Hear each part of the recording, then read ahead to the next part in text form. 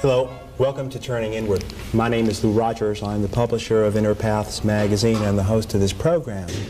In the last number of years, it's become increasingly apparent to American psychiatrists and psychologists that dreams offer a way of understanding our interior lives that comes from a source which is almost unimpeachable, our deepest selves. And in that regard, many organizations have begun to develop methodologies for coming into contact with the meaning and source of our dreams. But our spiritual traditions as well have investigated the life of man through dreams. In both the Old and New Testaments, dreams play a tremendously important part. It is the vehicle through which, or one of the vehicles through which God and the angels have spoken to mankind. Sufis have developed a methodology for interpreting dreams that is centuries old, at least 1,500 years old, and it springs in a kind of descent from master to master. The subject of today's program is the Islamic way through Sufism of interpreting dreams, and the guest is Sheikh Muzaffer, who is the head of the Halveti Jarahi order of Sufi dervishes, and his translator will be Tosin Bayrak, who is a professor of Islamic art at Cooper Union in New York. Tosin, thank you both for being here today. We are going to be talking about dreams, so I think we ought to start with some attempt to understand what the source of dream is and what the purpose is of dreaming. Rüyalar nereden gelir? Çünkü daha evvel konuşmasında dedi ki Hristiyan ve Yahudi kitaplarına göre ve modern psikolojiye göre ruh insanın en derinliklerinden gelir diyor. Evet. Rüya nereden gelir ve rüyanın ehemmiyeti nedir? Rüya peygamberlere olunan vahyin 46'da bir cüz'üdür.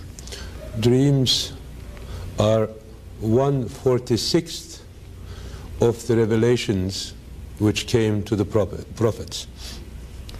Ve alemi gayiptan, bize gayb olan alemden bize verilen mesajlardır. They come from a realm which is beyond us,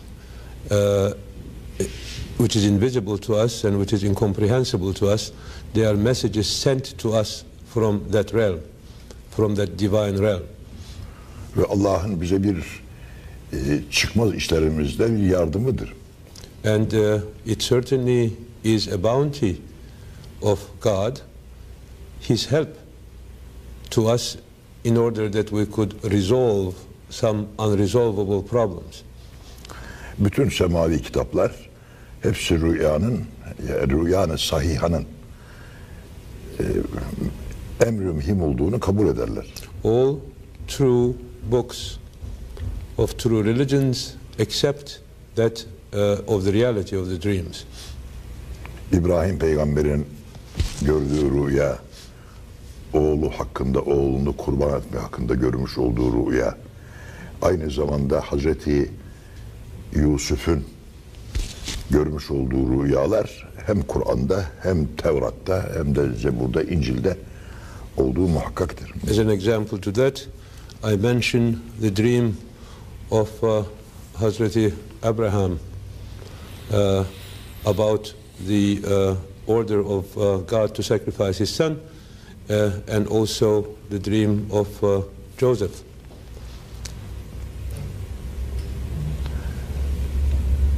Bir şeyi görmek göz ile olur. To be able to see something, we have our eyes. Ve görülen şeyin bir madde olması lazımdır. And that what we can see with our eyes has to be matter, has to be visible. Rüyada bunun ikisi de yoktur. Ne göz vardır, ne de madde vardır. Gören nedir, gören nedir? In dreams, it is not these eyes which see the dreams, neither is there matter to be seen. Then what is it which sees and what is it which is being seen? Öyleyse demek ki gözsüz ve maddesiz insana gösteriliyor rüya. In that case, that a dream is seen without eyes and without visible existences. Ve bu rüyayı gören kuvvetler de insanın içinde bulunan ruhlardır. Çünkü insanda ruh bir tane değildir. What sees the dreams are obviously not the eyes, but the soul of man. But there isn't one single soul in man. There are more than that. Eğer ruh bir tane diye iddia edecek olursa, uyuyan bir adam ruhu kabul olmamıştır. Fakat insan yanına oturduğu vakitte sıkılır onun. Uyuyan bir kimsenin. Evet. Ruhu kabul olmamıştır. Ruhu vardır. Ama yanında oturduğun vakitte sıkılırsın. Çünkü o senden haber yoktur. Senin ondan haberin var. If there was only one soul, if you would be standing next to a man who is sleeping, you see, he has still his soul. He's not dead, but you will be terribly bored to be with him for a long time, because you acknowledge him, he acknowledges you not. Zira o uyuyan kimse ruhu hayvanisi onun vücudunda kalmıştır. Ruhu insani ve ruhu sultanisi vücutta münasebeti olmakla beraber alemi lahutta bir mevki işgal etmektedir o anda. Because that man who is sleeping is only left with his mineral and vegetable soul in him. His human soul and his royal soul, as it is called, has so to speak left him. But it's neither left him, it's neither inside him nor outside. It's an extension, you see.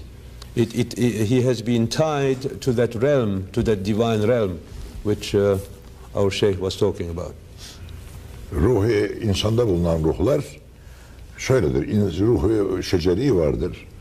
Ruhu hayvani vardır. Ruhu insani vardır. Ruhu sır vardır. Ruhu sultani vardır. Ruhu sır vardır. Ruhu şeceri kıllardaki olan ruhtur.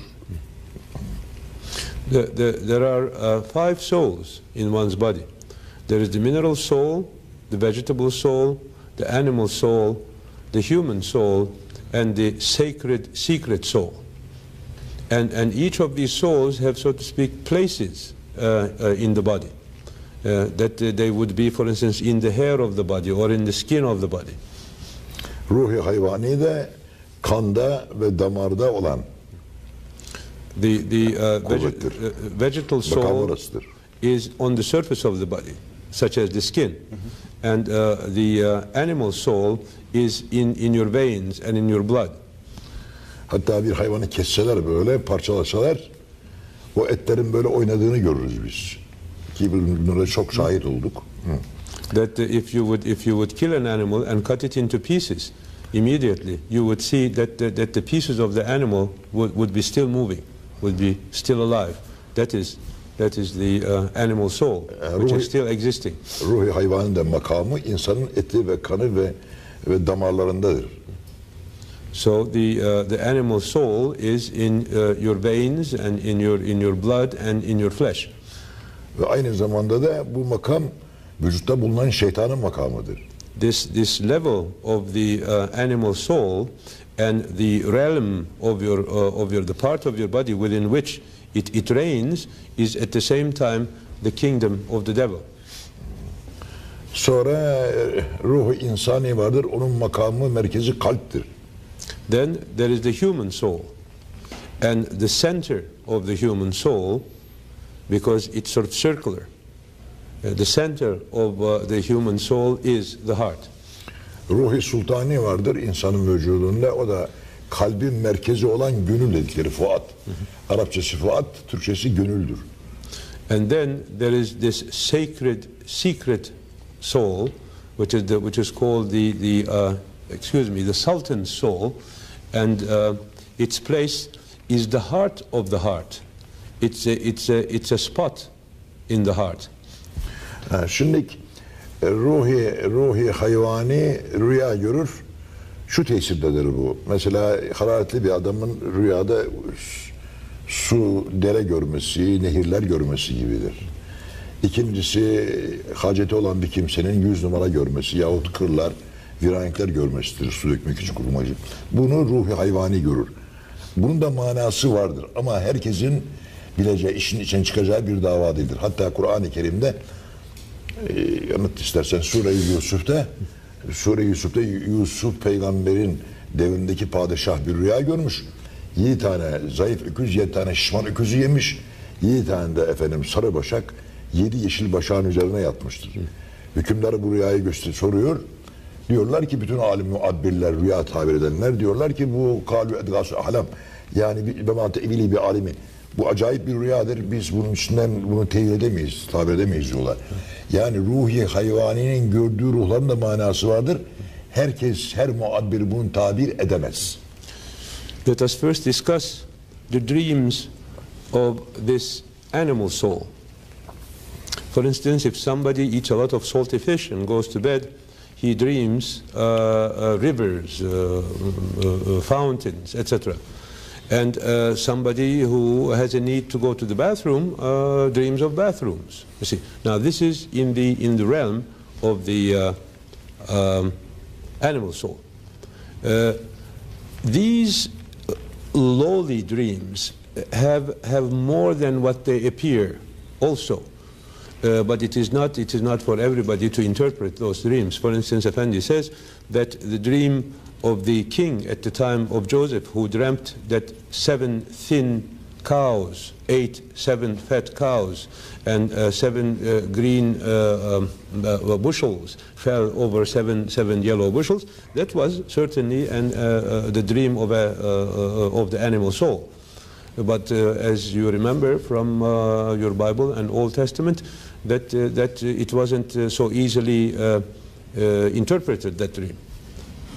Yani o devrin, yani şu Hazreti Yusuf Aleyhisselam'ın zamanındaki padişahın muabbirleri bu rüyayı tabir edemediler. Dediler ki biz bunun içinde devante evilimi alemin, bunu bilmiyoruz rüyayı, içinden çıkamayız.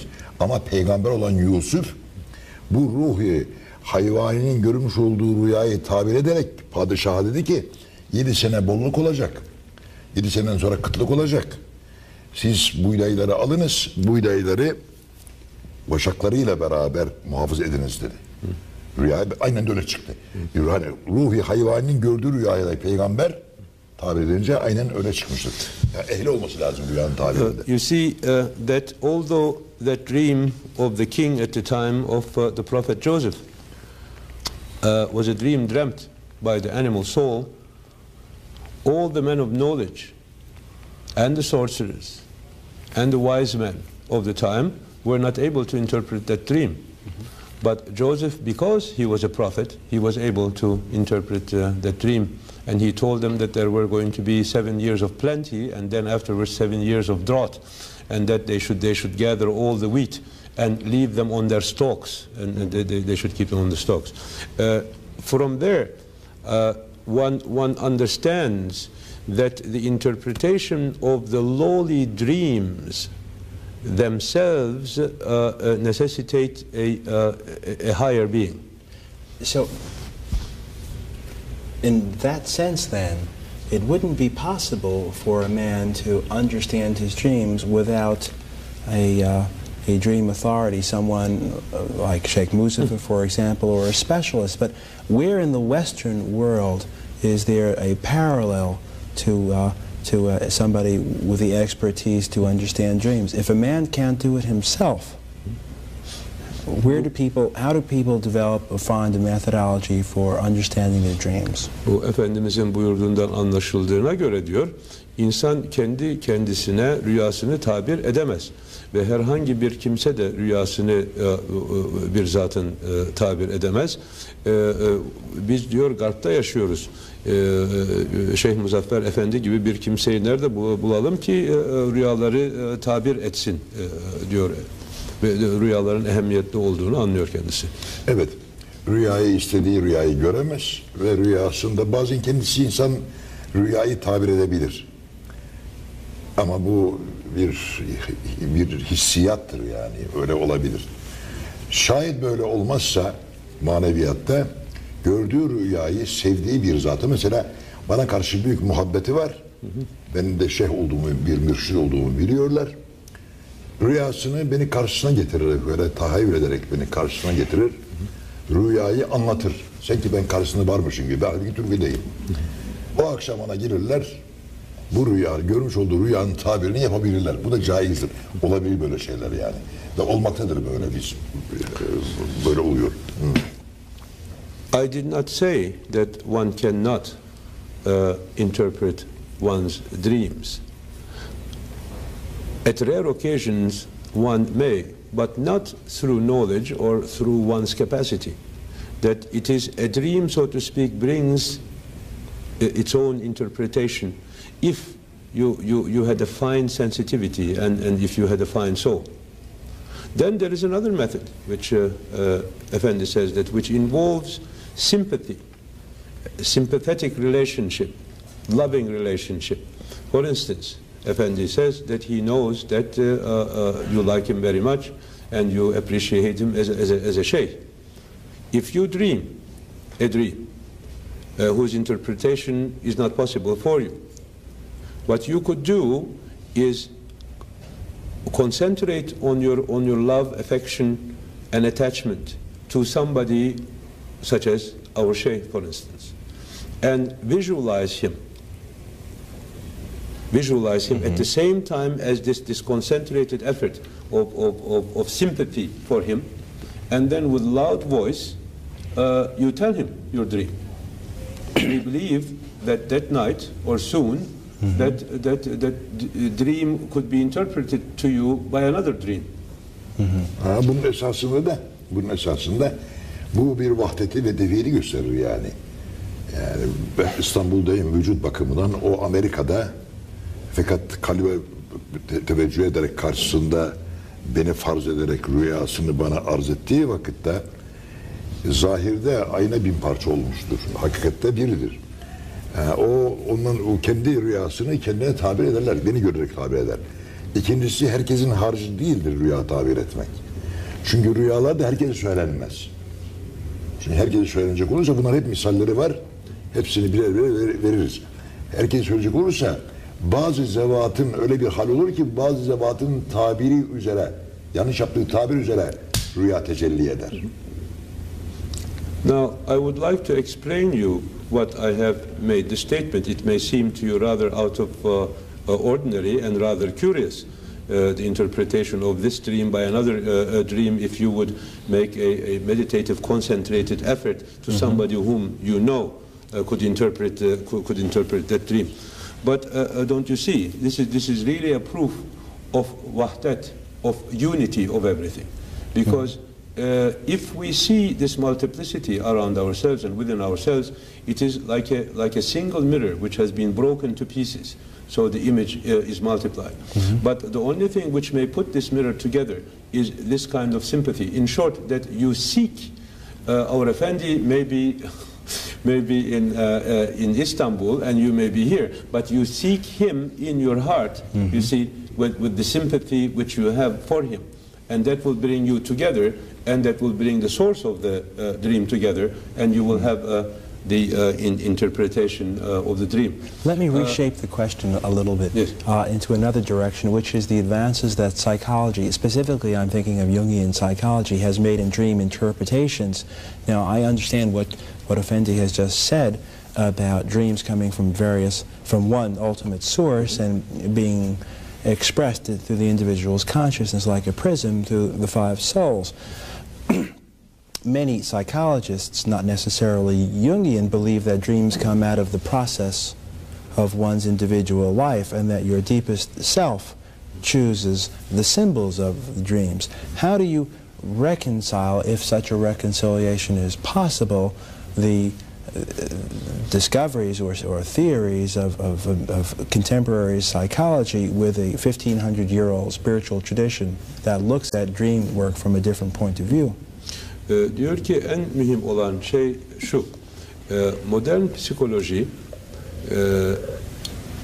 rüyanın insanın derunundan, yani kendi kendisinden, kendi benliğinden ama derinliğinden geldiğini ve insanın tabiatının sembolleriyle kendisini izhar ettiğine inanıyor diyor. Halbuki Efendimizin söylediğine göre manaların yeri, yani geldiği yer insanın haricinde bir yerde. Bu iki ayrı diyor, birisi yeni, bir tanesi 1500 senelik eski bir ilim. Bu iki şeyi nasıl tevil edebiliriz diyor. Şu öyle de olur, insanın kendi özünden de gelir. Mesela su dökeceği geldi, o kendi özünden evet. Öteki ilahi olarak gösterilir. Yani ikisini cem ederiz. İnsanda hem öyle zahir olur ki bunu ruhu hayvani görür. Hasta olan bir adamın o hastalık şiddetiyle gördüğü hayaller, korkunç uçurumdan düşmeler, bilmem neler falan, veyahut adamın su görmesi, aç adamın ekmek görmesi, sıkışmış bir adamın helal ve görmesi, bu özünden gelir, işinden gelir bu, doğru. Burada birleşiyoruz. Ben de bundan beraberim. Ama ilahi rüyalar, o ilahidir, Allah tarafından gelir. Peygamberlerden vahiyler. Kendinden mi geliyor? Eğer kendinden gelse vahye muntazır olmaz peygamber. Hemen söyleyiverir. Vahye muntazır oluyor. Birleşiyoruz orada yani. Zaten ilim birdir, iki olmaz.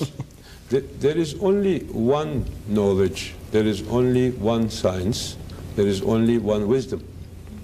Indeed, it is true that there are dreams which come from one and which I have tried to explain to you. Those are the dreams of the animal soul. That is to say that you are thirsty, you dream of water, that you have to go to the bathroom and you dream of the bathroom, or you can, there are varieties of it, as you see. Sick person dreams, certain, physically sick or psychologically sick person can dream, if you want to, dreams of their own beings. Now what we were talking about were divine dreams, for instance. The revelations of the prophets come from themselves. I mean, if we believe that, then the whole concept of prophethood is endangered. So mücerred insanın içinden rüya gelecek olsa kendi benliğinden, o vakit istediği şeyi görebilir rüyasında. Yani madem kendinden görüyor, buna hakim olabilir. Ama harici gören rüyalarda yılan görüyor, paraya tevil olunuyor. Balık görünüyor, paraya tevil olunuyor. Güzel bir şey görüyor, çirkine tevil olunuyor. Çirkin bir şey görüyor, güzele tevil oluyor. Halbuki bir insanın içinden geldiği vakitte göreceği rüyaya hükümran olması, hakim olması şarttır. Halbuki rüya insanın elinde değil. İstemediğini görüyor. If they claim that these dreams come only from the depths of one's being, then is there a way to control those dreams too? That is to say, is there a way to dream something which you wish to dream? Have they arrived to create that too? There are organizations and psychiatrists who have developed methods of suggesting to their unconscious self that they dream about certain themes, and very often that happens. I don't know how much control the conscious mind can exert over the unconscious mind. But would it be fair to say that Effendi would suggest that psychology would be helpful in understanding the lower interpretations of a dream through the lower souls but not the higher souls? Diyor ki bazı teşkilatlar şimdi kuruldu diyor modern ve onlar insanın sahip olduğu anlayışının derununa tesir ederek rüyalarına tesir etmek üzere çalışmalar devam ediyor diyor. Fakat diyor Efendimiz şunu demek ki söyleyebilir mi ki diyor modern psikolojinin ruh doktorlarının bu çalışmaları hayvani ruhun rüyaları tabiri ve izaha meselesi üzerinde faydalıdır der mi diyor? And we also only have faydalı derim. 2 minutes left. İlmin tarafı olmaz, çirkin tarafı. İlim daima güzeldir. Aramak iyidir. Ola ki tesadüfen bir şeye isabet edebilirler. Bugün radyo ve televizyonun neşrettiği hususta kimse bunu tahlil edemez. Tesadüfidir karşılaşma. Of course, I say it is good, and of course I encourage them to seek and to search. But don't you see, and don't they see, the scientists, that all that seeking and searching, although in one direction it may seem, can obtain results only by chance. That is to say, do they obtain it themselves or because of their efforts that gift of knowledge is given to them? I will never say to anybody, do not look, do not seek, do not study, do not learn. So therefore Efendi approves the efforts of the modern psychologists. Şimdi mesela ruhun benlikten gelmeyip ilahi olduğunu şöyle söyleyebiliriz. Bir adam bir rüya görse, bu adam Türkiye'de bir çoban olsa, Amerika'da bir çoban aynı rüyayı görse, bunun ikisinin tevili, tabiri ayrıdır, muhabiriz. And finally, let me tell you something about the interpretation of the dreams. If a shepherd in America would dream a same dream, exactly the same dream would be dreamt again by a shepherd, for instance, in Turkey, the interpretation of these two dreams would be different, very categorically different from each other. 2 dakikamız varmış efendim. Bir dakikamız var. Modern rüyada kendi görüyor, içinden geldiği biliyor. Tevili ne yapacak? Tevil meselesini. Tevil hariç çıkıyor mu yapılarak tevili? Onu nasıl o işe eline atacak? Let us presume for one moment that all dreams, whether they are evil dreams or dreamt by the animal soul or by the sultan's soul or by the human soul, are the source of it is only the, as you called, unconscious or the subconscious of the human being. Then there is always this question of the interpretation. Yes. Tosin, I'm afraid that we have to end the program now. Would you thank Efendi for me? Avamın gördüğü rüya bir değildir. Böyle geniş bir mevzu, böyle yarım sahada sığdırılmış. Thank you for watching. Atlas denizini buraya bardağa sığdırıyoruz, olur mu? We are trying to put the Atlantic Ocean into this glass, trying to put this subject into half an hour. And thank you both for being here. Thank you for watching. This has been Turning Inward. My name is Lou Rogers. See you next time. Çok mühim bir Hoca Nasrettin'in son hikayeyi bundan kestireceğim.